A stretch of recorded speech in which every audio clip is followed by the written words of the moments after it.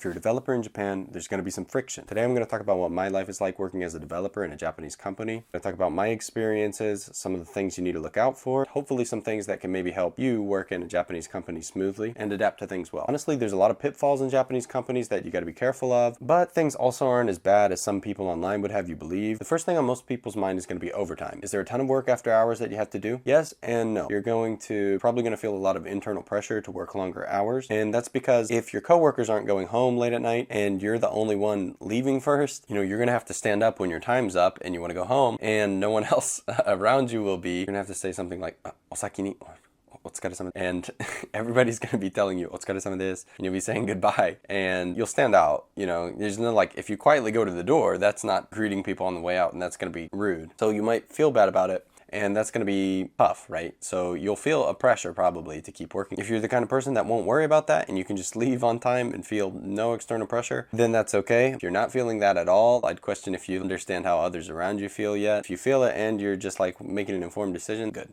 Unless you're at a really bad company, I don't think you're going to find a lot of bosses like pressuring you to actually stay late. I will say though, I have some older team members that are in different departments. So this isn't the engineering way of thinking or anything, but in different departments, I have gotten before a remark when we're just at a party and drinking together. It's like, hey, you seem to always be able to get home on a good time. You seem to always be able to get out of the office at a good time and stuff like that. And this is only one guy I've ever heard this from. And we're on a friendly basis. So it's kind of shocked me, but it's like, yeah, I think this guy I don't know. I think he's suspicious of me. And first of all, when I go home, sometimes I do a little bit more work because I've got to wrap something up for the day. I personally don't like taking the crowded train, so I like getting ahead of that so I can get home at a good time, eat dinner with my family, and then clean up any emails that I need to or something after that. It's not necessary, but that's just how I like to do it. I could tell this old timer was kind of like, maybe felt a little bit of resentment because he can't do that really, or at least he feels like he can. So you might encounter some of that. In general though, in the engineering department, they're very progressive. A lot of them will like to work, to end early and then make up the rest of their time with flex time, so say at night or something. If you're using the sites I introduced to you to find jobs,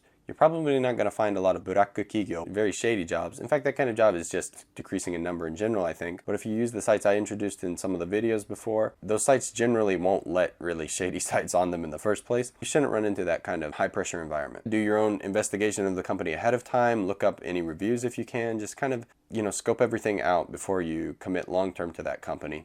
And I think you'll have a trial period at that company anyway, where either of you can end that connection at any time. Do your due diligence, and if you feel pressure in the first, say, month working there or something, feel free to step away from it and just tell them, this isn't working out for you. Or, I guess you could tell them more bluntly. One thing you don't want to do is quit and then go about talking bad about the company online and stuff, because it's a lot easier to get like a defamation lawsuit or something here in Japan. So I would be very careful about what you say online, so you're not going to be forced to work late. Well, are there any other times outside of working that you're going to have to commit? Nomikais is where you go out and drink with your coworkers. The word nomikai isn't specific to drinking with coworkers, but pretty much all companies have a culture where you go out and drink with your coworkers after work. My company specifically, weekly there's someone going out and drinking from different departments. None of it is mandatory, of course, but again, like with working late, if everybody's going to these events and you're going to be the only one left out, eventually you're probably going to want to go to one. And my team personally, once they release a new feature, just as a celebration, they'll go out into a nomikai and drink together, and you eat some food there too. We generally all just order a bunch of different plates together, drink together, and then split the bill. I don't go every week though, because I want to get home to my family.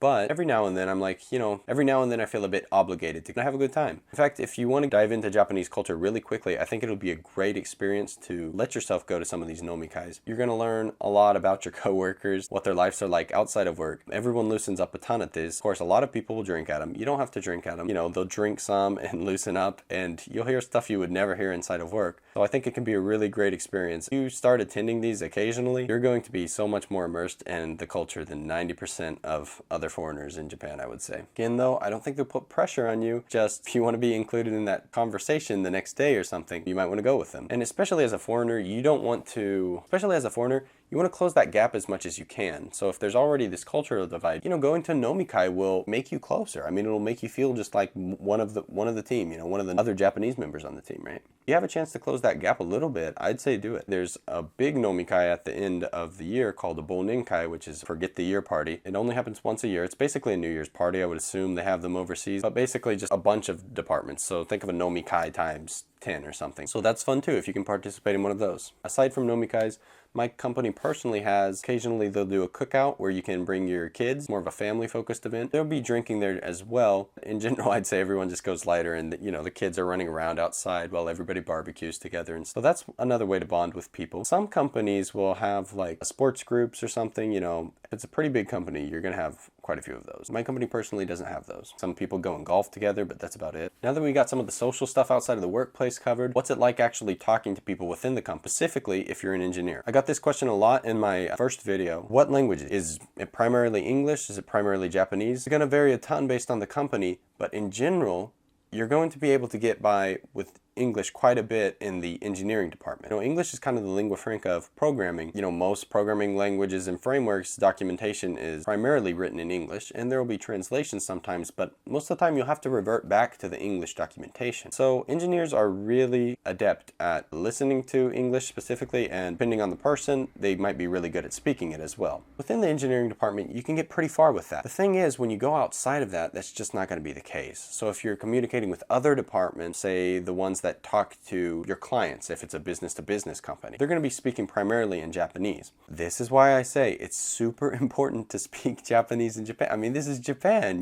we've got to speak Japanese, and it's going to take you really far if you speak fluent Japanese and fluent English, because you'll be able to go out on your own and speak to other departments. Anybody can speak within the engineering department in English. That's the easy part. If you can say go and get requirements or go and get actual user feedback directly without needing to go through a translator within your department, that makes you much more attractive. That's why it's needed. That's why you're going to hit way more success finding jobs. You're not going to be confined to only huge tech companies, and you're not going to have to compete with all these other international candidates that just aren't willing to put in the work into learning Japanese. So learn some Japanese.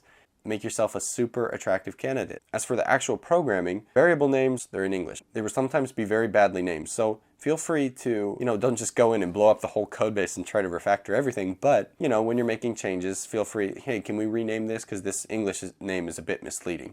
Feel free to do that within your company. I think it'll be appreciated coming from a native speaker. The comments will be a mixed bag. My team personally, most of the comments aren't in Japanese. I started writing new comments in English. So from here on out, I want to make all the comments in English because most Japanese engineers understand it anyway. Pull request, again, if you write in English, people will probably be able to understand. And even if they don't, they can translate the portions that are difficult. Let me just reiterate though, please speak Japanese if you're coming to Japan. If you're kind of bad at first, that's one thing, and I appreciate the effort, and I think the people around really appreciate the effort as well. If you're think everything should be handed to you in English, in a different country, please. One more step for communication. What is actually working in the engineering department? Like Agile, Scrum, Sprint, Jira, or is it Jira? Waterfall. Any system for development that has been developed overseas is pretty prevalent in Japanese development as well. So the system, I can't really go into much. I'm sure it's pretty much the same. On my team, I have a daily Scrum, sprint planning, retrospective, of course, and we have tickets. I plan out what we're going to do that week.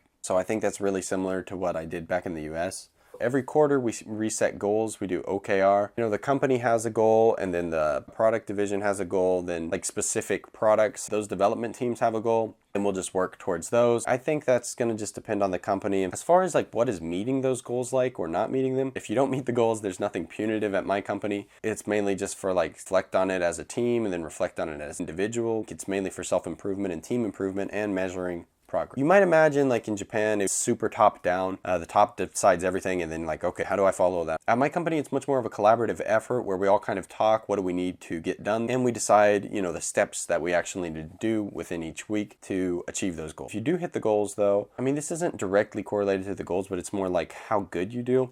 At my company, we have 2 reviews per year. It's where basically your superior evaluates you. If you're an engineer, you could go to a different level, rise a level. I don't know if you could, I'm assuming you could fall a level if you did really bad. They, evaluate giving you a raise. Personally, one time I didn't hit my goal, and I actually felt bad about it because I was man, I should have done better this quarter. But I got a raise, so I guess I did good enough. And I'm really appreciative of the fact that there's this system in place where I don't have to go out and ask for a raise. They automatically start the process themselves and see, Okay, do we need to reevaluate this person's current salary? Don't know if that's common in other companies though. From what I've seen on the site Findy that I showed you, a lot of companies do seem to be doing evaluations twice per year. So while we're on the topic of salary, there's another thing I want to discuss with you: bonuses. Forgot the exact word for it here. Basically, if you see bonus on a listing, you need to be careful because it could be a completely different type of bonus than you're thinking about. A lot of the times, bonuses here will be included in the yearly salary. Say you have a salary of 6 million yen per year. Well, in that is your bonus. So say your bonus is 1 million per year. You're being paid on that 5 million per year monthly. And then twice per year, you'll receive 500,000.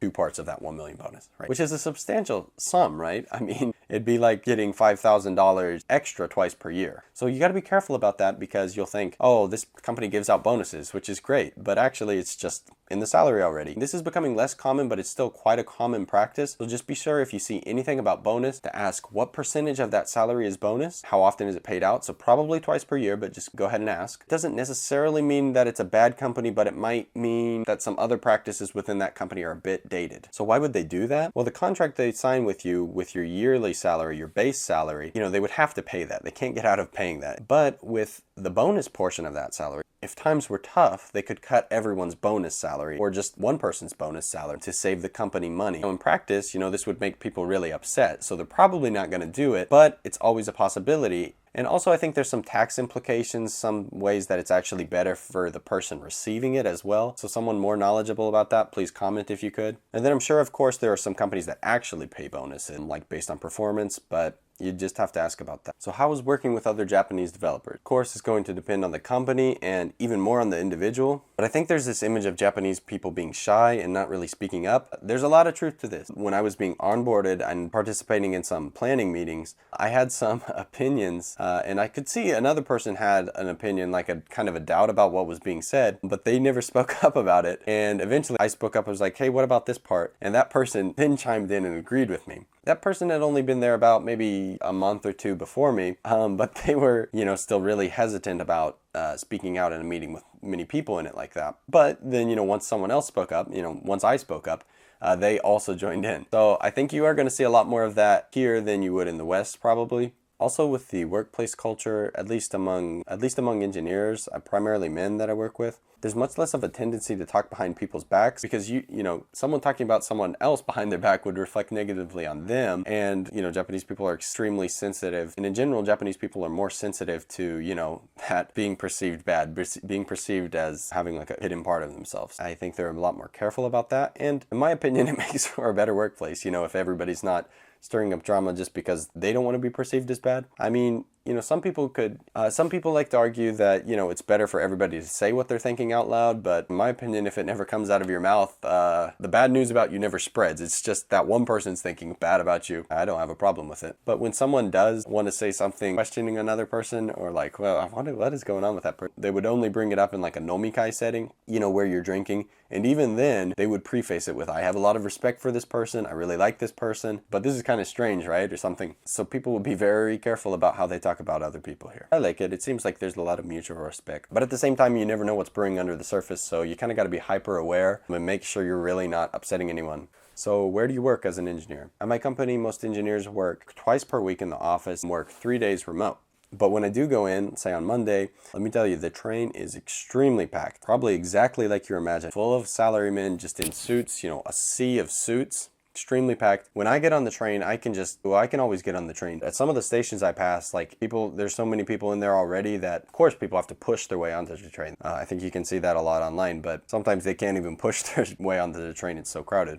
Especially if there was a delay in the train. Japan's pretty good for being on time with all of their train schedule, but if there was, say, like a 5-minute delay, you're probably not going to ride on the first train that comes to your station. Your commute to work, this is very demoralizing. I really don't mind being in the office, but getting to the office and then coming home on another crowded train is horrible. I personally wish I was fully remote, but that's not how it is right now, and those train rides are something else. It sucks the life out of me. The good news is most every company will pay for your commute. If you're like me and you go in not so often, at the end of the month you can apply and the company will reimburse all of your travel expenses. Or if you go in, say, every day, the company will buy you a commuter pass which covers your home station to the company station. Anywhere in between there, you can ride an unlimited amount of times, even on the weekend. So if you go, say, on the weekends between those stations, your company's still covering all of your transportation costs, which is a great perk. Contrast that to a place like the US where you're not getting paid for the upkeep of your car, whereas here, just ride the train and 100% of your travel costs are paid. Some trains will have like a bonus car where you can pay extra and you can probably get a guaranteed seat. It's just going to be like filled with, businessmen also wanting to get out of the crowded train. It's still going to be pretty packed, but usually there will be a seat open. I know one of them is called the green car. I would say for most people working in or around Tokyo, going to work by car is going to be quite rare. You may take the car from your house to the station that you're going to get on the train at, but usually you're not just going to drive to the office. As far as other covered expenses, most people probably know about Japan having a government subsidized healthcare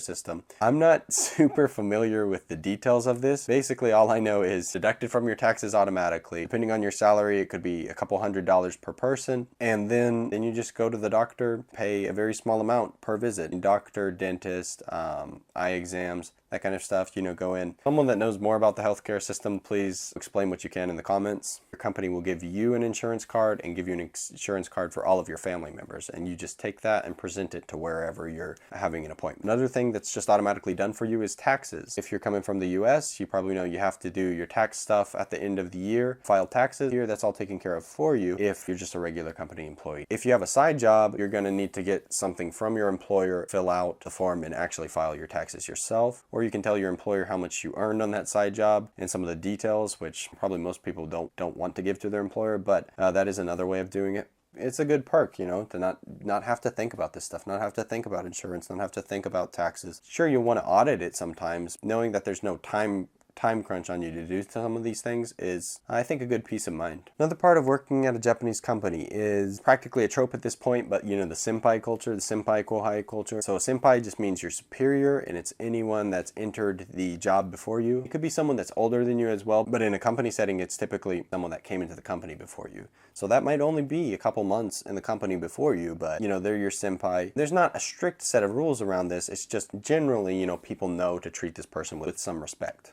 We're not talking about people that are like actually a level above you, like actually you're senior engineers where you're a mid-level engineer. No, this is talking the same level of engineer on your team. There's still senpais among that. For example, someone you train, you're onboarding them onto your team at the same level as you, and they might have more experience than you, but they will defer to you often. At this company, you're their senpai. So say you came in a couple months before them, but they've got 2 more years experience, but they're coming and asking you tons of questions every day. It's not necessarily because they don't know what they're doing, it's because they want to defer to you and make sure they're doing everything right to please senpai, basically. And they will gradually, since they're at the same level as you, that will kind of fade off, and as you go to nomikais together or get used to one another, that will go away. But at first, there's that deference towards you, and they're not just going to come into the company, oh no, I got this, I already know what to do in this part. Then there's none of that. One thing I really want to tell people coming to work in Japanese companies is you just got to be humble. Even aside from that, like deferring to your senpai, there's this whole culture of not being overly sure of yourself, like, oh, this is the way it is, and that's how I see it, and then just leaving it at that. Saying that's how you see it is fine, but like people will usually add on to the end of that, like, 自分はこんな考え方なんですけどどうですか? This is what I think, but what does everybody else think? Always defer to everyone around you and leave the discussion open for everybody else to put their opinions in. For me, I came from a real small town back in the US. Everything was really in a close-knit community, and combine that with the fact that I was pretty shy, and my personality just really lines up with Japanese culture in that respect. Not that that's better or anything, it's just I kind of felt that easy to adapt to. I know for some people that might be kind of against their nature, but I think if you can learn to just go through the motions of, this is what I think, what do you think? Or that's how I see it. Is there something better we can do?